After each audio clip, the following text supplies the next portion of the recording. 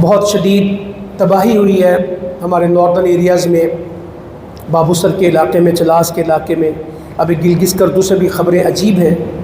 تو میں اس میں ایک بات کہوں گا، ہمیشہ ہی کہتا ہوں، 22-23 سال میں نے سیلابوں کو بہت دیکھا، ایک ہی چیز دیکھی ہے، ایک دفعہ جہاں آیا اگلی دفعہ جگہ بدل گئی، کیفیت بھی بدلی اور جگہ بھی بدلی۔ مت کہیں کہ دریاؤں میں سیلاب آتے ہیں، فلاں علاقہ سیلابی اور نشیبی ہے، جب تک توبہ اور اصلاح نہیں ہوگی یہ کام ٹھیک نہیں ہونا۔ 70 سے زیادہ لوگ لاپتہ ہیں، بڑی بڑی کوسٹر اور ہائیسٹ پتہ ہی نہیں ہے وہ ان کا، ابھی تک وہ مل ہی نہیں رہی۔ کاریں وارے پدیاں کو تو نہیں، بڑی بڑی بسیں نہیں مل رہی کہ ہیں کہاں، پورے لوگ غائب ہیں۔